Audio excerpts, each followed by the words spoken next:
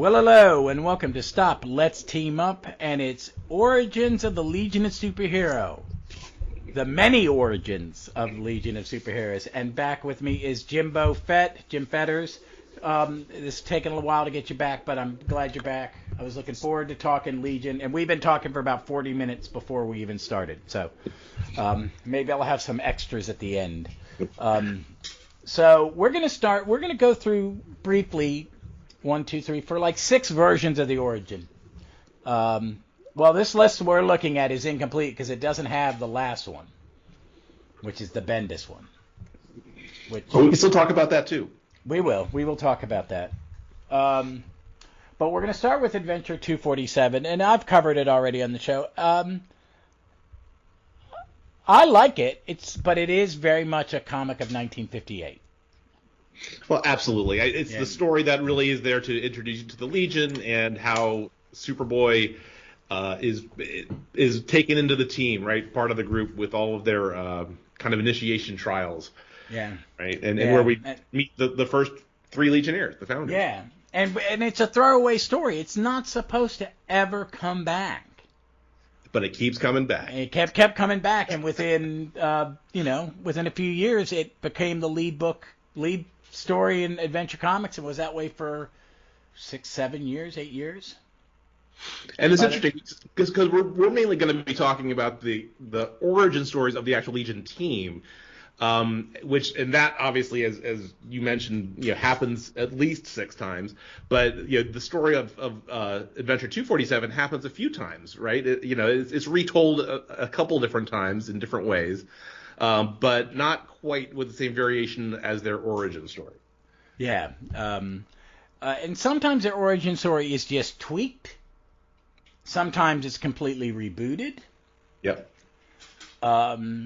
Sometimes it's just told in a weird way.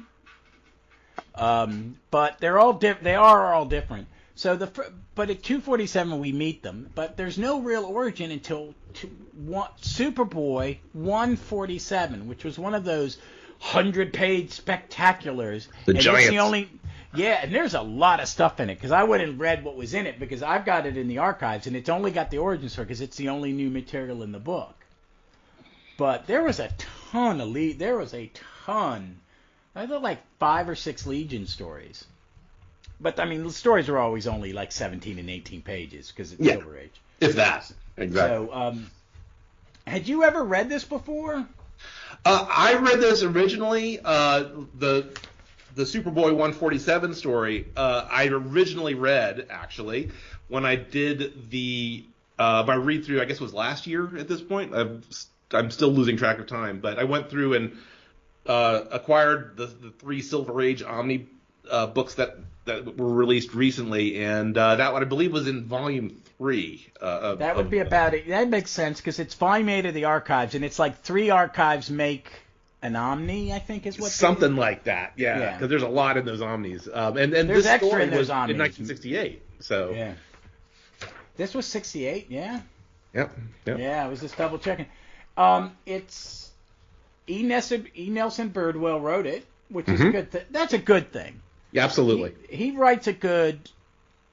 He keeps it very. Even though by this point the comic has changed, Legion has changed a great deal because this is right in the middle of the Shooter era. Right. So there has been a huge shift in.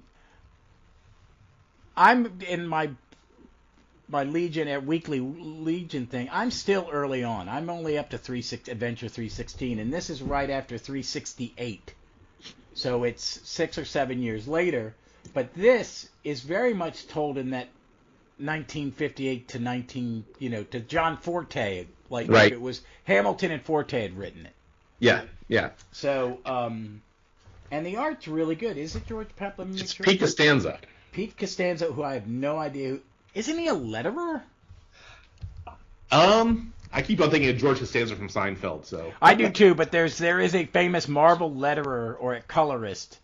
I'm gonna just pull that up while we're talking.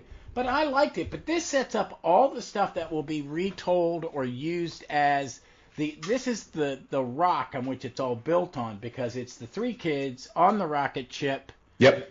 saving our Brand, and Brand had only been introduced 18 issues earlier in one panel. Right. In the middle of the end of the first chapter of the two chapters in one comic. It's a Surprise Mysterious which is two-part. One of the best issues ever. If you want to turn someone on to Silver Age Legion, you give them that. Yeah. Stalag in Space. Yep. And there's a Universo one too, isn't there? I think there is. I'm sure there is. Yeah, there's been like 3 big Universo takes over the Earth. But this sets it all up where they're on the rocket ship. You see Brand give them their first costumes. The computer picks the first leader, Cosmic Boy. We That's see right. how he's elected. Yep. You see the clubhouse being built, and you see that this is where it puts in concrete that Triplicate Girl and Phantom Girl are the first 2 Legionnaires. Correct. And that stays the same all the way through. Is it that way in Bendis's too? It is not, and we'll get there. Oh, see, folks, I'm a Bendis fan, but his Legion is just. When Legion and Justice League is over, I'm gonna read it all again and decide if I love it or absolutely despise it because I can't make up my mind. Yeah, because it ends with Invisible Kid, and it ends with Invisible Kid talking to the audience, saying, "I'm the current leader," and they're all the Legionnaires lined up, saying hi, because this was in an 80-page giant. Yeah, exactly. And I made a couple similar notes here. And there's certain threads that kind of come through, I guess, everything that we see from hereafter, right? So the interesting thing, and I think this is what ties back to Superboy, to Adventure 247, right, is the fact that Superboy is listed specifically as the inspiration for the team, right? And that's the Superboy and Supergirl are very specifically called out saying this is why we're doing this. But other than that, right, we have the kids that are about 14 years old. That's a pretty common thread. You have, like you mentioned, we have the rocket ship where they're going from one place to another. Everybody gets on board, and everybody meets each other. Lightning Lad says there are 3 of them getting zapped, so we're far enough along that because the first time you see his origin, it's just him. The second time, it's him and his sister. The third time, it's him, his sister, and his twin brother. And I made a note here too. In 147, there are 2 people, and I should have looked a little bit closer when I was looking. Maybe you can see it, but. There are 2 people in that flashback of the Rand's origin that is retold yet again here, but I don't know if it's Ayla or if it's Mech in that particular frame. But in this particular origin, you see 2 of the Rand's kids there. Oh no, they're 3 getting. Are there 3? Okay. They're 3. Yeah, the boys are dressed as twins though. That's what. And Ayla is dressed differently. I think what they changed was who were the twins. That must have been it. Yeah, but they're all 3 of them are in there because it has there's some dialogue and because he's telling the story to Rock and Lightning Lad says we were all able to recharge the batteries then. Later, Mech disappeared from home. I was hoping the Science Police on Earth could help me find him. There you go. And then there's a little asterisk. I miss editor boxes. I know. Boxes in comics. I really hate it's necessary because it makes you go buy back issues. And the note is Ayla's powers were changed later. She is now a Legionnaire and is called Lightlast. That's the next issue I am covering on my regular Legion is the one where she becomes Lightlast. Okay, which is good too. That's a really good one. Oh no, it's Dream Girl. Dream Girl, that Naltorian science. I love Dream Girl. So you mentioned something else. It's another common thread that we see through these issues, and one of which is that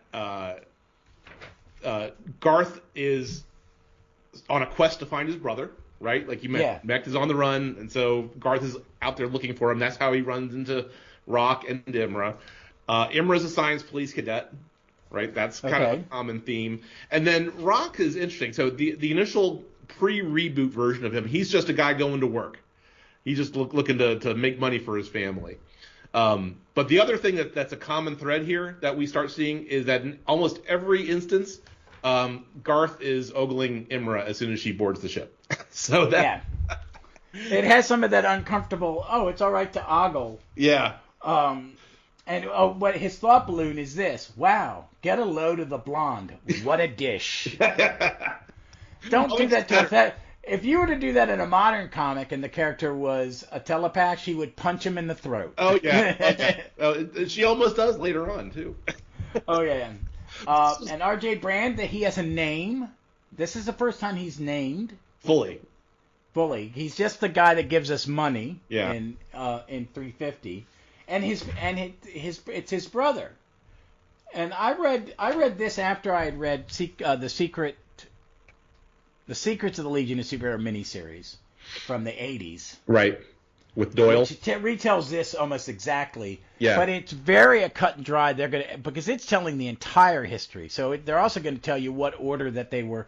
This is when I, as a 20-year-old man, was happy with glee, is they were actually telling us because when you read Old Legion, some people have been members and you don't know when they joined. And that's it was in the 80s when they kind of say, yeah, Supergirl joined first. Right. Because she was in the second class. It's her and, when we get to it, I'll pull up the panel. But it's her and Invisible Kid and Brainiac 5 are in the same class. Yeah, I want to say Brainy is there. And then, and then after that you have Colossal Boy and... Well, Colossal Boy and Chameleon Boy are in the same class. I remember these are the weird... And the Who's Who does the same thing. Which is a good... If you want to get a good one is... If you can get the Who's Who miniseries, folks, it's not on the app, which is terrible. But because it's a Who's Who, but it's a Who's Who with... The first two issues are like news reporting in the origin, and then it's history. And so you get a really good and complete of Silver and early Bronze Age Legion. Yes. So, but the one in 147 is. What did you think of it? I enjoyed it. I enjoyed it a lot. I mean, I thought it was. The story went at a really good clip. You kept on turning the pages. The art was great. Had that classic Silver Age feel like we were talking about earlier. I mean, it was a great story. I really enjoyed it. Oh yeah, it's such pretty art, and it's okay. I've got Pete Costanzo is an inker. That makes sense. I'm remembering him. But I don't think he penciled a lot. But he was a good artist. But I think they put him on it because I think they wanted to kind of take the art back about 10 years. Well, yeah, I mean, I did a quick look up on him, and he was best known for working on the Captain Marvel stuff. So that's why I know the name, and that's why that looks like that. And him and Birdwell probably worked together a shit ton. Guaranteed. Yeah. So, but no, he did Charlton. It was Fawcett.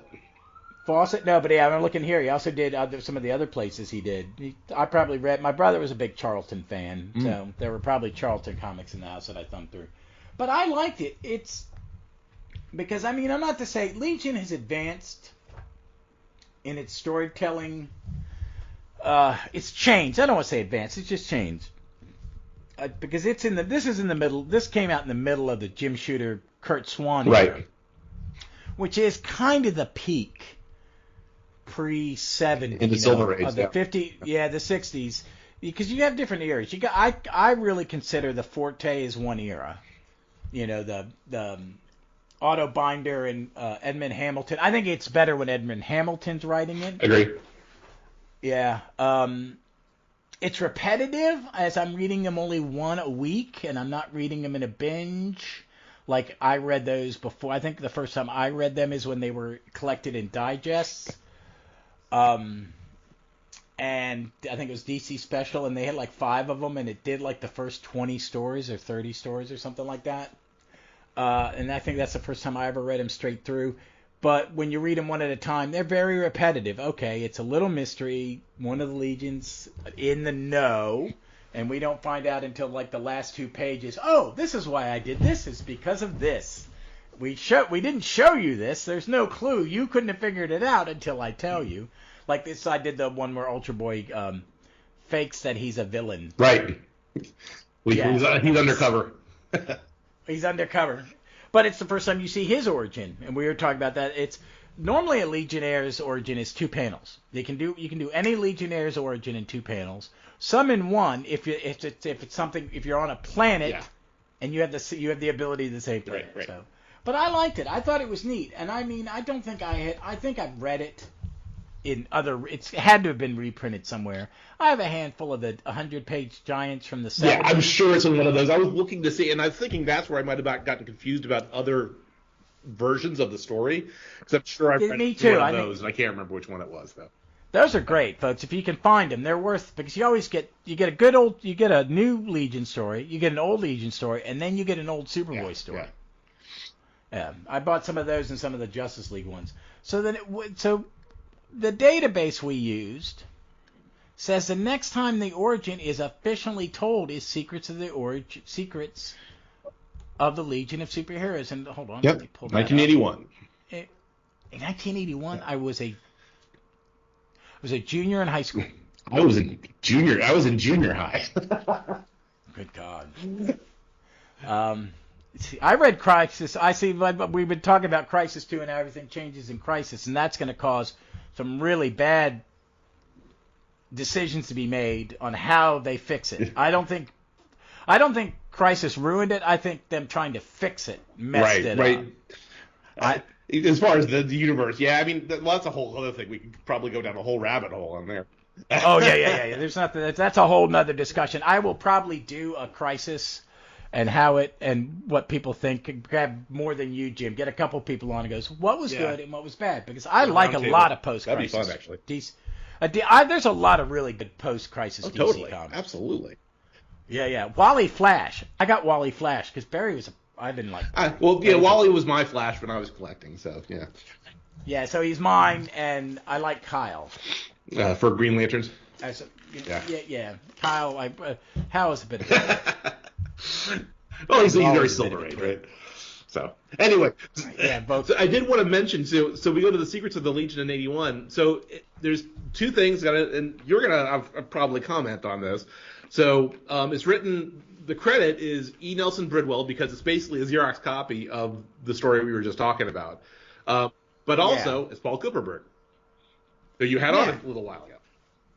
Yeah, I did, and he did a lot of these things. When I had him on, I did a little research on what he was doing. There was a lot of stuff I'd forgotten he'd done. I mean, I knew he'd been a Supergirl writer. He's all over the place. I mean, I couldn't believe it listening to that. Yeah. That Well, he created Checkmate, which I read religiously because I was Suicide Squad when Ostrander was doing it. That was like the first comic I read some weeks. And it tied into Checkmate, all that Task Force stuff in the 80s. That near the end of the Cold War kind of spy superhero book, which were huge. And Ostrander's is still the best. I am going to do a Secret Six episode coming up with a guest, one of my followers, because he like me loves Gail Simone's Secret Six, because it's very much a great. I don't think it's a replacement to Suicide Squad, but it's a good.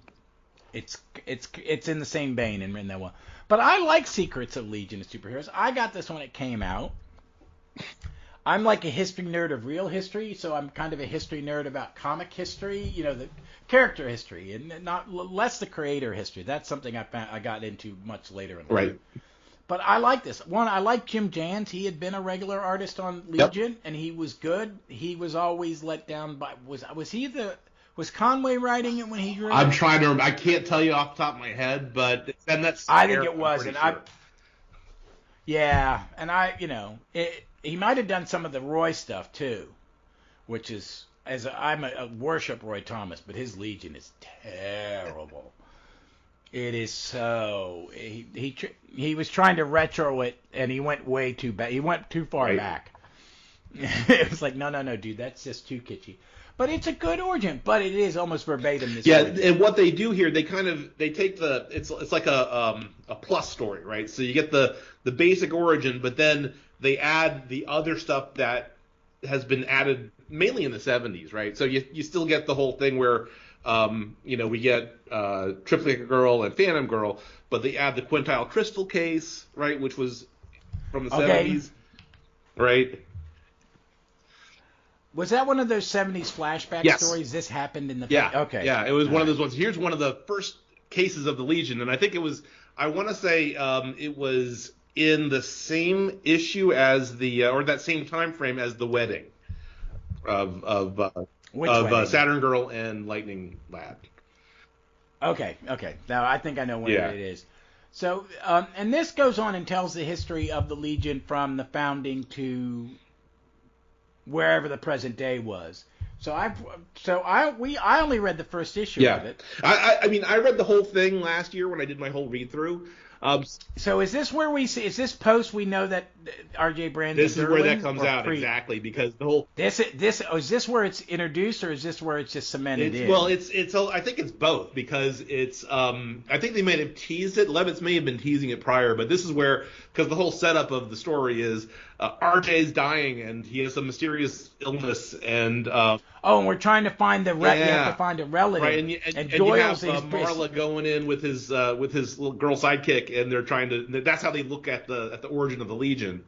And then it ends by the Legion catching them and saying, hey, something's going on, we're here to help RJ. And then the next two issues go into other Legionnaires' backstories. And of course, it ends, the final issue is Cam featuring Chameleon Boy. And that's when it comes out that RJ is Reap's father. So that's how that gets. Okay. So this is it. Okay. That's cool. I just thumbed through issue 2, and I'm like going, hey man, I might need to read. Yeah, it's a good. I enjoyed reading that at the time. It was a kind of because it's basically everybody's origin story in there, and then it hits all the highlights of the big one. Yeah. Oh, and you get to think at this point we have 3 dead Legionnaires: Pharaoh Lad, Invisible Kid, Chemical King. Right. I'm thumbing through 3. It's like the Legion substitute heroes, all the honorary guys, the Universo story, where Ron Vidar is introduced. Right. And then Element Lad. I miss Element Lad. He has not been done right in forever. Okay. I did not. I wish I had read all 3, because I was running. I mean, I remembered some of it. You know, I knew that it became this very kind of like, little mini history lesson. It's what the Legion does every 6, 7, 8 years, right? They release a story about the origin to get all the new readers up to speed, right? Well, that's how I learned stuff. Is because I started, the first one I read was the first Legion story I remember reading was Superboy 198, The Return of Timberwolf. Right. So, my brother wouldn't know. And then I found that league, it was probably 1979, 1980, where I got my Adventure 247 for a dime in a coverless in a dime box. I've been thinking about slabbing it. I think you should. Yeah. I'm not going to read it in that format. Exactly. But they don't change much. They just add. They do the great comic book / soap opera storytelling thing where you go, I'm not going to alter anything, but there's just crap we never told. Right, exactly. Like he's an alien. Almost every version does this, right? It has that, because you can't tell the same story, because we get to the point pretty rapidly here. Probably, by the time we get to the reboot, right, when they retell that origin story, and even the reboot has a couple different retellings of it. Is he a Durlin in the reboot? There's a second one where they say that, like, with the official first mission of the Legion, right, where it's right after the founding, where they take on Rimbor the Chainsman, and it's not that great of a story, but God, why does Rimbor get moved up? He's not the greatest villain. There's so many better villains than Rimbor. Exactly. Rimbor is just, he's an angry man with a chain fetish and a bossy girlfriend. Yeah, and it's very, very weird. It was. Thing, and I'm not judging, so there you go. Well, no, he's a Grell creation, so it's like Grell and Chaykin, No, but I guess my point with the repeated, retellings of the Legion origin is that, and this is very much like the repeated origin story retelling of the Rands getting their lightning powers, right?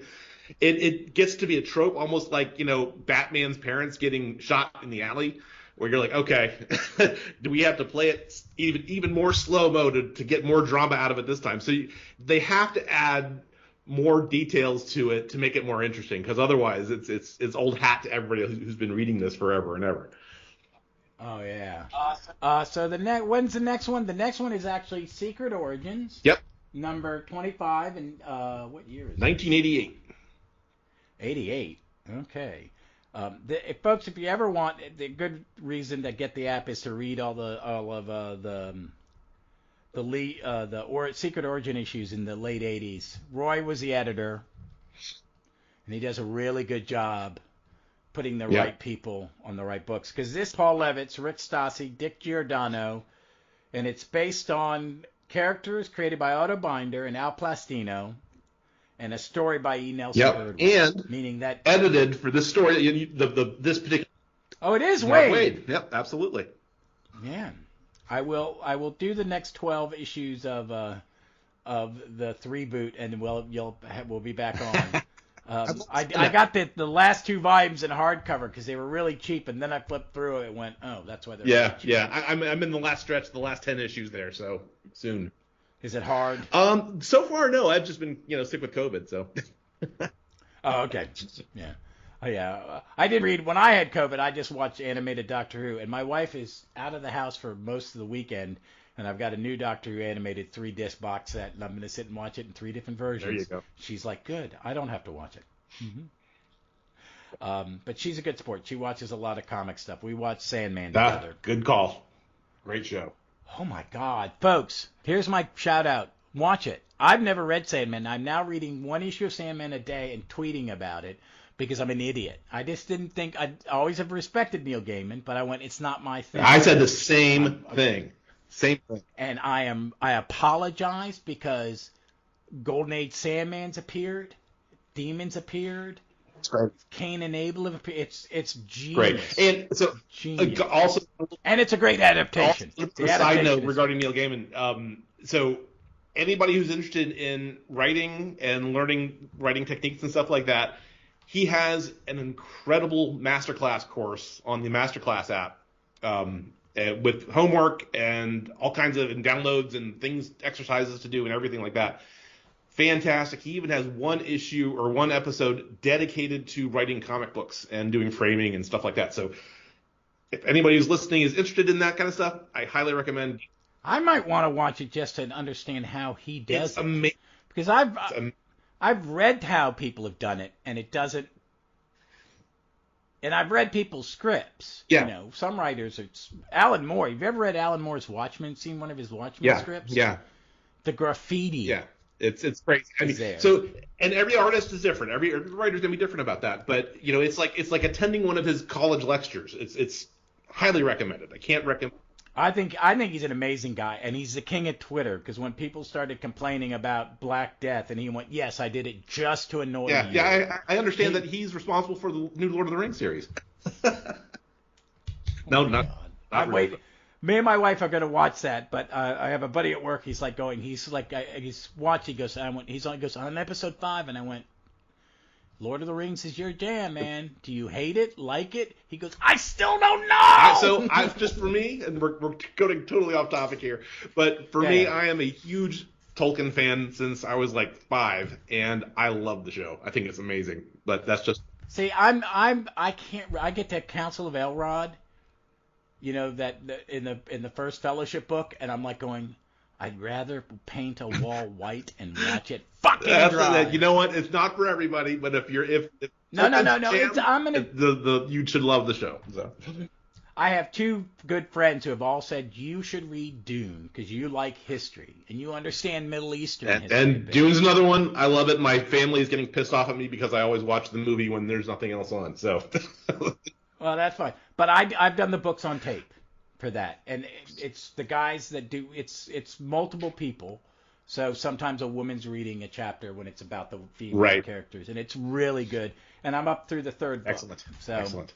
So, anyway. But now we're back to the Secret Origin. This is a beautiful comic. I forgot how good this was. Rick Stassi's art is stunning. But it's great. The illustrations are fantastic here. But you could – remove all of the credits from this book, and you'd know you were reading a Paul Levitz story. Oh yeah, right. Yeah. I mean, it is a Paul Levitz. There's enough dialogue boxes and Encyclopedia Galactica. Well, he actually had that stuff. Have you read articles that he had binders that he kept just because he kept them? and then because he was a nerd, and this was his thing. The Legion was his thing. Oh, totally. And then he knew where everything was. It's kind of like Roy is with Justice Society. You know, all that big chunks of the brain is just set aside for this. That's why when I was always sad when they did the reboots and they brought him back, that he just, I feel he felt like he had to be careful. Yeah. There is a bit of feeling there's guardrails up in the retro. Yeah, and I don't think you're Paul Levitz. You ran DC very well. Yeah. There's some probably issues. I've talked to people, women who have some issues with some things, and I don't understand it, but I'm going to ask them to come on and talk about stuff like that, because I'm a 58-year-old white dude. Sometimes I need someone else to explain to me. Yeah, exactly. Other perspectives are welcome. Yeah, I manage mostly African Americans, and at times they're going, "What do you think?" And I said, "I really am not going to have an opinion on this. I need you to educate me, because I'm 60, you're 20, right, and you got you got stuff to worry about that I don't." Exactly. But it's fun. But I will say this is pretty fun for Paul Levitz. It is, and one of the things that jumped out at me when I was reading this is that this is the first variation that we see on how the story is told, right? Because this story is shown very much from Brand's perspective, whereas the other ones are very much third person. He's in every page, in every panel. He is a lot of silhouette, and you don't see him talk much. Right, he narrates the story. Because he's telling it to these kids. I like how the color scheme of the clothes they're wearing is the color scheme of those ugly original costumes they have. Yes. With the names on them. I love it in comic TV stuff is when they put them in a comic realistic costume like Loki in Loki, when they had Richard E. Grant in the comic book costume, and then in Sandman, you have the little kid in a version of the Kirby 70s Sandman costume. Right. Yeah, so I would like to see someone cosplay the original Legionnaire costume sometime.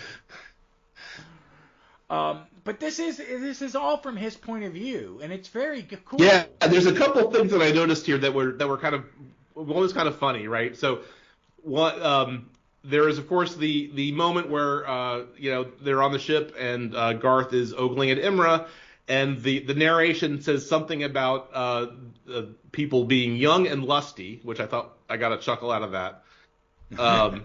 And then because the way the story goes is that it's from his perspective, so Garth and Rock are already on the ship. And so he boards with Imra, and then that's, of course, he sees the boys, ogling over the girl, and that's when that comment comes out. So that was kind of fun. Oh my God. The other thing that I found very interesting, this jumped out at me, was that, and this comes at the very end, where they decide they're going to go through with the whole Legion concept, and RJ talks to Marla and says, there's no money is no object here. We're going to do this whatever it takes. And at the end, you get this moment with him, and it made me wonder where essentially RJ is saying to, we need to get to Durla with this message. And it came to me that is RJ Brand putting together the Legion for the sole reason of getting back in contact with his son. And I thought that was an interesting little beat there. Yeah, and I think that's a very soap opera, and comics and soap operas have so much in common. Oh yeah. In their storytelling. Legion. Yeah. There's a lot of soap. Well, see, I like the soap opera in Legion. I think that's what makes Legion such a special book is there's cause and effect. There's not a lot of resetting. But I think it is. They kind of want to make, because that came out of the blue. I remember when that happened, I was like, what the, really? Yeah. But it was always great because Levitz and Giffen always wrote them as a loving father and son. Yeah, that had their trials, right? So after the intro in The Secrets of the Legion that we just talked about, right? There's a number of issues like that cover a few years where Cam is like, what is up with this guy who was absent for my whole life? Now he wants in, and of course, then they grow that relationship, which is really great. What's the story arc where they go back to Durham? That is, and we're going to get into that, I think, in the next issue of the next Origin issue, but I can't remember which one. So I was looking for this and I couldn't find it before we started. But there's sometime in that either late V2, early V3 where they actually do that, where he and Cam, go off to Durla and have kind of some bonding moments together, going through some. I think it is. It's before Magic War. Yes, isn't absolutely, 100%, absolutely. And is it before Chunky art? I'm pretty sure that's the thing, because I think it's the V2. So prior to the the newer the V3 Baxter format. Okay, is Larry Malstadt, because Giffen with Malstadt is a very specific.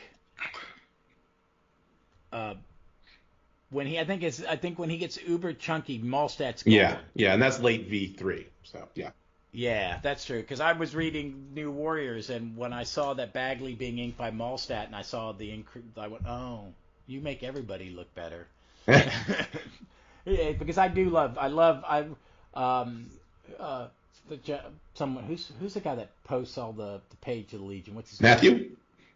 Yeah, Matthew posts. Matthew picks all the great stuff from the Levitz Giffen, and when Giffen is just in a groove,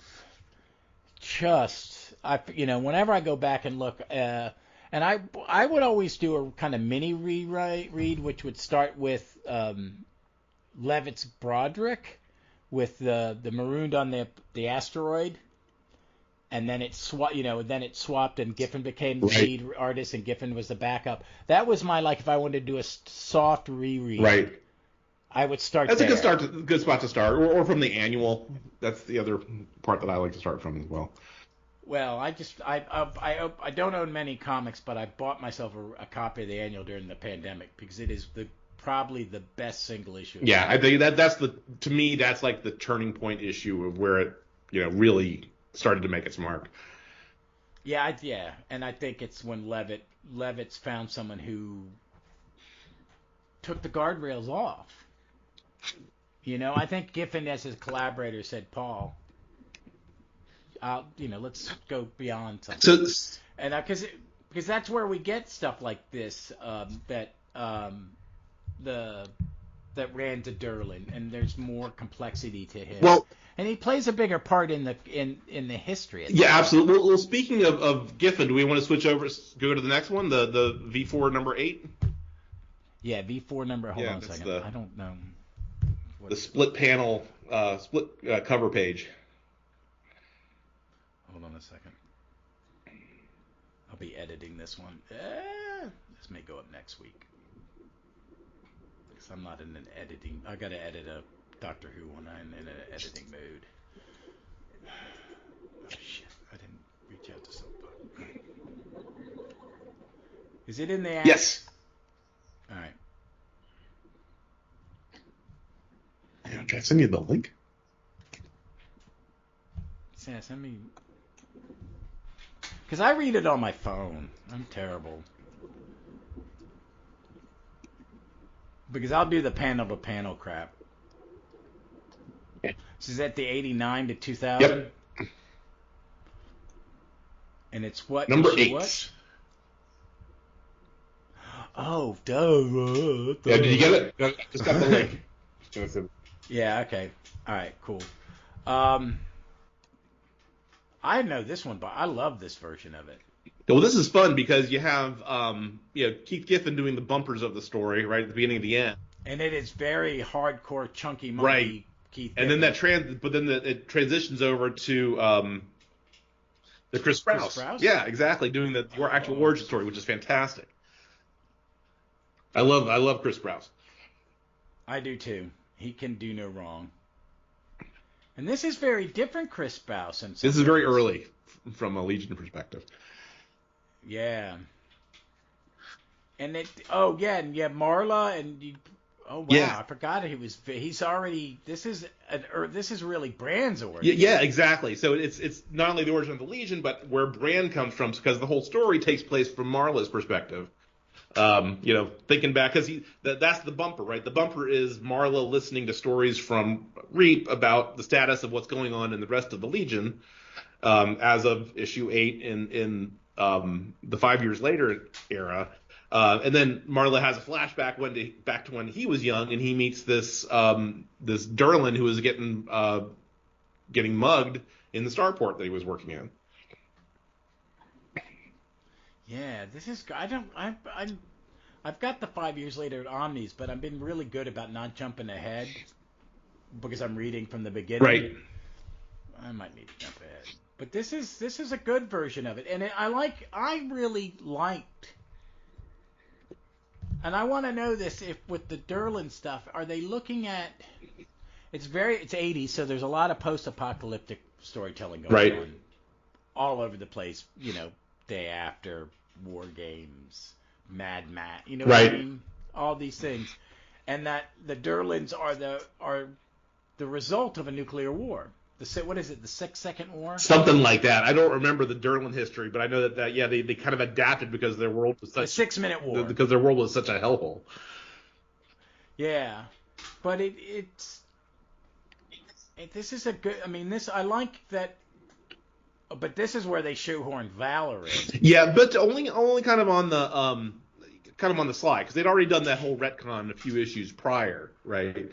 But so you see Valor kind of in the background there, but he ends up being kind of a big piece of this, because so just as I guess a little bit of a history lesson from a Legion perspective, in 5 years later they did kind of a switch, right? So Tinya, right, who vanished, because Tinya is nowhere in the 5 years later until the very, very end, goes back to the 20th century. This Durlin is from the 20th century, right? And so they kind of switch places. Because he's the Durlin in Legion, Leigon. Exactly. That's a good right. So you have this whole interesting kind of story that's told here. This is the most variant that we've seen of the origin story so far, because the whole thing is through Marla's perspective, right? So there's the whole story of Marla, like, kind of coming up into the world, and then RJ, of course, once he meets Theg, who then becomes Doyle, RJ. right? The Doyle, bad guy. So that whole thing happens, and then so Marla moves through the ranks, but then you see the whole origin of the Legion from Marla's perspective. So the assassination takes place from him seeing it on the news. Right, and so so it's a very different view, and this is the issue where you see the original Adventure comics intro version from 247, and the kids say, hey, these costumes suck, and they get the jetpacks and the whole 9 yards. Oh yeah, because everything's messed up. Yeah. And then they cement it. They start to make sure they cement all the other things that they've done, like Phantom Girl and Triad. Yep. Yeah, that happens in one panel, and then the Quintile Crystal is referenced. The whole and all that kind of stuff. And then at that point, though, they go back to the whole recruitment of Reap into their Legion. And so Marla is shown as the person doing that. Yeah, I'm gonna have to go back. Oh yeah, and then they've got the little tech stuff. Yeah, but it was really good though, because it's a retro look at the origin from a totally different viewpoint, and they fill in a lot of the retcons, like Valor being, I think, the main one, right? As part of that background. Yeah, and then the next issue is where they bring in their version of Supergirl. Yes, yeah, because Laurel's at the very end of the story. Yep. Yeah. Because she's beating up on some coons. So which one's next? Next one. Next is the reboot. Yeah. And that was what issue? This is issue number 0. This is right after 0 Hour. Oh my God, that's right. It is the first bit of it. So this is issue. I liked it. I love this issue. Obviously I'm a huge reboot fan. Everybody probably knows this by now. But it's great, and it has, essentially it's the classic retelling of the story. However, we do get a few new interesting bits here. mainly that you have a couple other little plot points that are dropped in. So first of all, that you have the aspect of Rock and Imra's planets are at war with each other. So there's kind of a built-in background tension there that comes into play later in the reboot. Rock's origin has changed a little bit. So here he's a sports hero. He's a Magno Ball star, yep. right? And also we get the what becomes a very, very important point in the first year's story arcs of the Legion in the reboot is the origin of the White Triangle, because the assassins, so of course we have the same retelling of everybody gets on the spaceship and going to Earth, and the kids ogle Limra, and then the assassination attempt takes place, and the assassins are wearing, in this version originally, they have actually pink triangles on their uniforms, but I think that the intent was to tie those to the White Triangle supremacist movement that we see later in that run that culminates in Legionnaires annual number 2, which is a great issue. And then in addition from that, we also get the Justice League being the inspiration of the Legion versus a single versus Superboy or Supergirl. The other thing too, and this doesn't really come out until much later, but the implication is that R.J. Brand in the reboot is a Martian, not a Durlan. Yeah. What was that? I never understood why they did. I don't understand that either. And they never really they only touched on it once. And I want to say that was Legionnaires issue 52, I think, is where they kind of touch on the fact that he's a Martian again. And after that, I think it's completely forgotten. So. Well, that's good. That's good. That's good. Because I don't like that. I mean, I think at times they take Martian Manhunter out of DC continuity. Especially when I was growing up, he wasn't around. Yeah. He was come and go. He had come and gone, and he didn't come back until really regularly until Detroit, and then Justice League International. But I like the Durlan, and I like that because they bring back Legion, Legion. Didn't it have a later incarnation post some rebooting again? Well, they had some shenanigans with Enyawazo and Tinyawazo and all that kind of stuff. Okay. But I don't think they did anything else around that. Not that I can remember. I'm sure they may have. They did, and I remember that the Legion did a flashback episode to Legion, well past in the late 90s, because they had, for whatever reason, they wanted to do a flashback with Tinya and Mon-El back in the 20th century. But yeah, that was it. I do like the reboot origin because it is very true to the original, and that's what I like about the reboot is because like when we talked about it that is the one reboot that I embraced 100%. Yeah. Yep. Because at its heart, it was still Legion. Yeah, and it was my first, so this was kind of what I.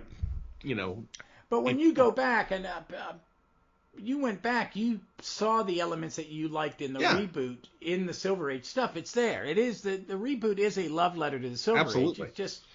It's just we're going to tidy up continuity. We're not going to redo, but it's going to give us opportunity to create incredibly new character. Because someone was asking me, "Who's your favorite Legionnaire?" And it said if it's in pre-reboot, it's Element Lad.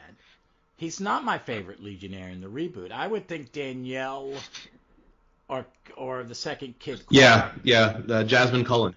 Yep. I like them a great deal. And I like the Starboy in that one. He's a little less of a name. Yeah, for sure. So he's a little less.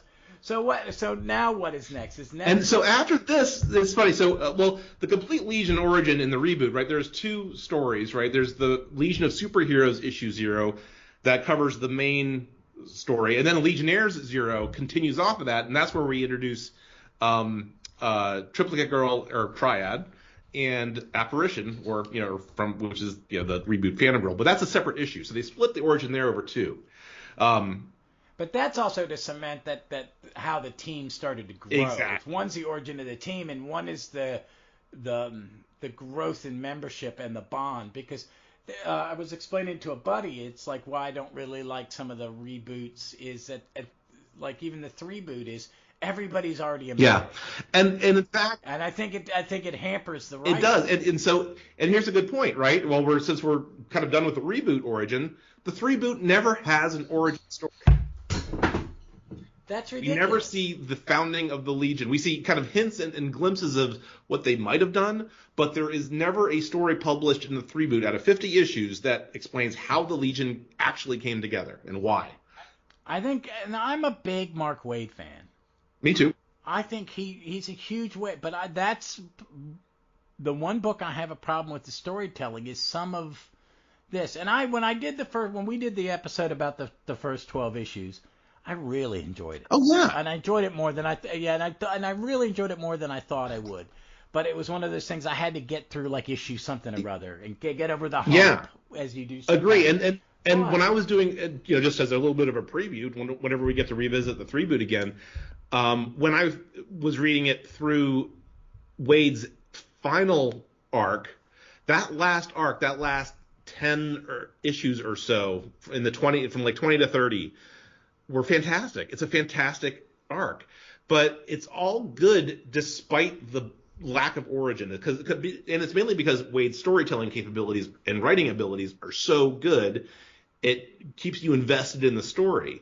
Whereas, whenever they shunt off into these little things about the rebellious teens and the Legion's here to rebel against authority or whatever, that's the only time, in my opinion, that the book doesn't really work. Yeah, it's a middle-aged guy going, this is what kids would be like. It's like, you may want to ask your kids, but but I think what he does is he slowly introduces characters, and in the first arc he uses a group of characters, and he adds a couple more. So so that's fine, because I think one of the problems with some of the reboots is you throw everybody back in, and the new reader doesn't have the energy to go, why do I like this 26th person in the team? Where in the reboot works because you have to go through the membership growth like you do in the original one. I mean, I'm 30-some comics in my reread, and it's at 20 people. Yeah. There hasn't been a newbie. I'm about to read someone join and then get kicked out immediately. Yeah. And have light lasts with someone change and someone die and come back. I've already had a resurrection. But I think Wade handles it. I think even without an origin, he lets you, instead of an origin, you get to be introduced to the characters in a different way. It's just done in a different way. Yeah, it's a different way, but it is a slow roll. I kind of remembered it the first time I read it he dumped all these characters on me. I didn't like them. And then when I reread it, because no, he's really it's not so bad. He's focusing on, he's smarter than I am. He is slowly, he's and it's better for me. I mean, with the 3-boot, the resistance that I had was that it wasn't my Legion, right? But once I got past that, I enjoyed myself a lot more. Yeah, I mean, and that's kind of, I think I didn't have a problem with the reboot because I don't think you could have fit. I was of that thing is we'd just gone through Crisis a few years earlier, and this is a new reboot, and Legion needed a palette. Yeah, I mean, well, because of all the retcons that had gone through, the retcons made it probably more confusing than before. So mostly the stuff, and I like reading the first 3/4 of 5 years. Yeah, later. Me too. Yeah, it's good storytelling. That first year, and then when Giffen doesn't get it, and when Giffen is being told to do certain things and he doesn't focus and just accept, or leave. Yep. At some points you go, well, that's not where I want to go. Maybe I'll step away. Yeah, but I think the Burbom's and Pyre are wonderful stewards of the book because once they didn't have to, do other people's stuff. Right, they do their own thing. Yeah. Well, okay, we're just going to start over and do it for the 80s. Yes. Like, when was Reboot? Late 80s. Yeah, started 89, went through about 94. Yep. See, it's a good 90s comic. Yeah. This is when comics started to really veer into, And I think that's kind of what happens with the reboot is it avoids that by stopping. Yeah. And then having the creators that they had who were not going to darken it up. No, I mean, I agree. I mean, I think that first year of 5 years later is just really solid. Every year after that gets a little bit less diminishing returns. Yeah. Yeah, and I've read some of Giffen's, like, just his own creation stuff, and he's got a very bizarre sense of imagination. Right. I tried to read his his Inferior 5, which it never got finished because I think they just people weren't buying it because they didn't get it. I was gonna, when you're done, I'm gonna read the whole thing because I'm really confused, but it's pretty. Yeah. Because I like his chunky art. I have a soft spot. It works sometimes for me, but not all the time. So I guess that's the best way I could put it. No, that's true. Yeah, but it's not as near as good as this stuff he did with Malstat. Yeah. Oh, my wife just disappointed me. Awful. She went to Costco and I fell in love with the Miss Vicky's spicy dill chips. Oh, I love a pickle chip. I love dill flavored pickle chips. Don't start. Oh my God, it's like crack, man. And Kroger has a brand of them, but they're not as good as the Miss Vicky's. Oh, we were having that conversation. What the fuck? All right, so what's after? So next Bendis? No, the next thing we go to from an origin story is the Retro Boots Secret Origin. Oh, but hold on a second. Was that, how different was that? So it's very different because it's significantly different. Because they don't really it's one of these stories where Levitz does a completely different point of view. It's all around it's very sci-fi oriented, so it's something that I was considering. I kind of call it a moving retcon because they fill in a lot of different background components that are kind of relevant to the Retro Boot and New 52 versions of the Legion. So you have these things like Tinya kind of popping through into our dimension because there's this wormhole threat that's threatening this other planet. And it's very sci-fi oriented. You have these big spaceships. You have Admiral Allen, Jim's father, is there as the commander of the. He's a dude in the fancy uniform. The art's gorgeous.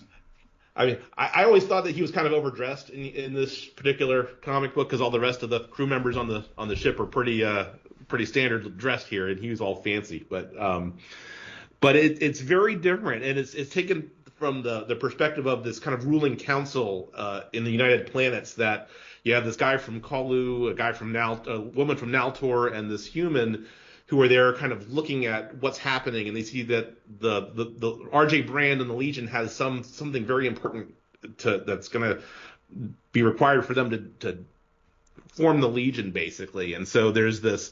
You see the whole assassination attempt for RJ from this council's perspective, and the forming of the Legion, and Brand wants to do it his way. So there's a little bit of back and forth there. And you see everything from the forming of the Legion from a third party's perspective. So you see Triplicate Girl join, and you see Brainiac 5 and Phantom Girl meet up together on this planet where the Navy is investigating this odd alien invasion. So it's done in a very, very different way from any of the other origins. And of course, this is the first issue of a miniseries, and I think there's 4 or 5 issues in this. And again, each issue introduces a couple more Legionnaires. Right? And so it's I enjoyed reading this a lot. It has Chris Batista as the artist. So it's gorgeous. Yeah, I mean, obviously I'm going to love this no matter what. And it's really good. I mean, it's a nice different take on everything, but still true to what we've seen from the historical Legion origins. Yeah, and that's also, this is, I read I thumbed through, I owned this at one point, and I don't own it now. I don't know why, because I've kept my Legion. It's one of the things. Well, not kept. I mean, I've got the archives, so I didn't need it, And now in hardcover with the archives, I go all the way through the Curse in trades, and then it jumps to 5. I'm only missing what happens between the Curse and 5 years later. So that I'm assuming that will be some more hard. Knock on wood. Maybe. I hope so. No, oh God, yeah.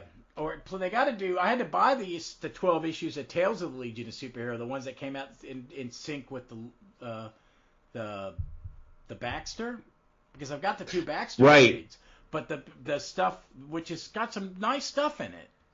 I think the stuff in Tales of the Legion is actually. No, there's a lot of good stuff in there. I mean, and thank God for the app, because that you can get those. The original stories are on there. Are they in the app now? Yeah. Okay, yeah. I just wanted to have the issue, so I bought it. But I like this in some ways, but it does something and this is just me being nerdy fan, is that it puts them in the modern costumes immediately. Yeah, interesting. It doesn't have that kind of like, well, there was a retro feel. Styles change, so maybe they had a kitsch, There was, in my life, I've gone through the crazy. Remember when people were walking in the bell bottoms and the crocheted vests in the 70s, and then there are way too many pictures of me in college in teal. Well, it's interesting because there are slight costume variations from the founders to like when you get to them as an adult in New 52, for example. Like, Garth has longer hair and he has, he has this sleeveless shirt so. Oh, that's true. He did, yeah. Yes. So there are slight variations. So I guess the way that this is showing them is that the characters are more like the Legionnaires / reboot character outfits, right? As they're yeah, because Colossal Boys, I'm thumbing through as we're speaking, just kind of putting it back in my brain, and Brainiac 5's costume's close. Yeah. What I like about Cosmic Boys, it's different color, but it's kind of a merger of his Legion of Three Worlds and his original, without it being pink. Right. They take the pink, they make it like a steel blue. Colossal Boys is very close, and that's the same group that joins together. If I remember right, the Colossal Boy, Chameleon Boy, and Invisible Kid join together. In this one, let me see. Yeah, that's issue. That issue 2. Issue 4. No, this is issue 4. Okay. Issue 4, and his costumes is the right color palette, which is yellow, green, and red, which is my preferred. I kind of like that. Invisible Kid's in his little black onesie with the eye. Yeah, that's what it looks like. Sometimes it looks like something else. Hey now. Hey, no, but he's not my Invisible Kid. I will always bet. I loved him before Jacques was created, because because Shooter used him very well in the Silver Age. When he's for leader, sure. That's because that's what everybody does when Levitz wants to put his stamp on leadership.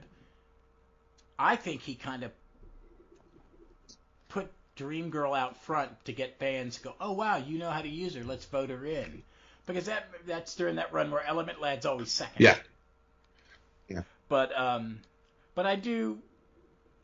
This Batista art is fantastic. Yeah, it's just great. It's just great. It's still the 3 count. I'm gonna have to reread this. I might just. Yeah, I think it's good. I mean, I think it informs some of the subplots and some of the things that you encounter over the course of what would come later in Adventure Comics and in. So they go back in time and spy on Clark? I'm sorry? Well, I'm thumbing through issue 5, but Clark's in it. Yeah, because at some point they do the whole thing where they go back and get Superboy. Okay, but they don't get Clark; they get Connor. Yeah, that's what I believe so. I need to go reread that part of it actually. I like the stuff with Connor in it. I read it very spotty. No, it's a 6 issue. Okay. But this, I'm gonna have to reread this. Yeah. I see what you mean. This is very much a reboot. Is this after Rebirth or 52? That's a good question. Reboot. So the publishes it's 2012. So I guess that's New 52. Okay. So because they get up to this into And actually, this is Clark. This isn't Connor. This is actually Clark with it. Yeah, it's Clark, and this stops with Shrinking Violet is the most recent. Yeah. It is only 1, 2, 3, 4, 5, 6, 7, 8, 9, 10 of them, and Ultra Boy and Shrinking Violet are in. Yep. So, hello. I have a cat who's trying to be cute. So yeah, and then that's it. And then the only other origin that we have after this one is Bendis. Which you took the hit for the team and you read it. I couldn't. I thumbed through it and went, I don't want to read this. I think it's going to upset me. Right, well, I don't want to bash him. I really get tired of myself bashing. Yeah, Bendis. I know. Because well, I would show you before we started, right? I bought a copy of the Alias trade paperback, the Jessica Jones Alias trade paperback today, just because I want to have a clean palette with regards to his writing, because the Legion was my first exposure to Bendis. So I wanted obviously people telling me that it's a there's more to him, so I'm trying to good stuff and really read that. But I read this, so this is from the I guess the Rebirth Legion from issues 4 and 5, where they go over the origin, and it's very, very, very different in almost every way. Now I will say that I didn't have a hard time reading this. So maybe going back, giving it a lot of time, because it's probably been 2 years since I read this. And I have said, let me interject. I have said that I like the first arc of his. I enjoyed it as a comic book, not so much as a Legion. Yeah. Okay. Fair. It was entertaining. Fair. And I got what he was doing. And then, as he does with some of his other comics I've read of his, that he loses me after 6, 8, 9. Why I think I like this was because this is where you'd been going on for 3 issues at this point prior, where John Kent's brought into the future, and everybody's like, you need to read the training manual, basically, right? And so This is him finally being able to do that, and sitting down, and he sees the origin of the Legion, and this is so different from all the others, because you have Imra Ardeen, who is, they have this kind of this telepathic group mind on Titan, and she's applied to be part of this United Planets youth leadership or whatever it is. So she gets accepted to that, and then Rock Kryn on Brawl, instead of every Brawlian having magnetic powers, he's only one of 1% of the population that does, and he's their planetary champion. So he's selected for this role from his folks. And then you go to Winnath, and you have the Lightning Twins, who are born with lightning, so they don't have a space cruiser accident. I hate that. Nor do they have an older brother that we know of, that also that is a solo and all that whole thing, right? So you have that whole very different origin from all of the characters, and then instead of just randomly kind of coming together and rescuing the president, they're brought to the president because they're already special, and then an attack happens, and then the founders save the president. So it's done differently. So, and I'll give Bendis a lot of credit for doing it differently. But it's so very different that it is not, it doesn't feel like a Legion origin to me. Just because we've gone through all these other ones that basically have the same template. You might be looking at that template from a different angle, but it's basically the same template. Yeah, it's which is what good about storytelling. People complain, and I'm my theater person coming out of me. People go, why do people retell the same story? It's like, because we've been doing it since frickin' the caves. Yeah. Okay, that's where hacks, man. Every artist is. That's right. Or the 7-story rule. There are only 7 stories in the world. And stuff like that. And and that's what when we were going through the first few, I'm really enjoying them. And I'm going to go back and read the Levitt stuff at some point. And the reboot stuff, Legion stuff. And I think I will probably like the Origin miniseries more than I like, the Earthman. Yes. Fiasco, which is just, it's just in bad taste and just doesn't work. And it really kind of it is what it is. But this one, and I like the first arc. I like Millennium, and I like the setup. I really like the setup with Rose, the stuff that led into the first issue. That was good. And I think if they had stayed in that vein, and had her be kind of like the R.J. Brand and putting together a team. Yeah, exactly. Instead of just kind of running into the team. Yeah, I mean, it could be, or because she's been around so long, she knows about the multiverse and how, she's survived all the crisis. Yeah. I know, oh, wait a minute, Earth, this is me rewriting for Ben, I know what it should have happened, it didn't, so I've got to make it happen. Yeah. I mean, I agree. I mean, I enjoyed Millennium for what it was. I mean, it was interestingly told and definitely well drawn. I mean, it was beautiful. It was a beautiful book. But yeah, the story itself after that, yeah, I'd say I definitely of that 12 issue run, I definitely would say that the first 6 is better than the back half for sure. Yeah, and that's kind of where I am. I'm the first, and there's a thing about Bendis. Bendis he's kind of like in TV or movie writing. He's kind of like a Sorkin or Stephen Moffat or Josh Whedon, where he likes to hear his own words. Yeah, well, you know what? It's interesting that you mentioned that because I have always, ever since I first read his Legion and with all the characters and kind of the rapid fire dialogue back and forth, I always felt like this would work much better in one of those, walk and talk West Wing type scenes, right? Yeah, because it's cumbersome in a static image. Exactly. And he has all that crap in interlac that I'm not taking the time to translate it. Right. I'm a nerd, and I know. Yeah, right. But you see all those words, and you have kind of word balloons that kind of overlap, especially like in the beginning of issue, I think 4 here, where you have Triplicate Girl talking giving a narration of herself, and it's like, hey, who's talking now? Because there's so much talking that's not really saying anything. But if you have this, and this is why I'm curious about with regards to the animation rumors, if they were to bring his stuff into animation, I always wonder if it would work much better in an animated spoken or live action spoken format versus what we're reading, just because of the nature of the back and forth. If you can do it well, like they did in West Wing, for example, right, it works. But you have to say something when you're doing that.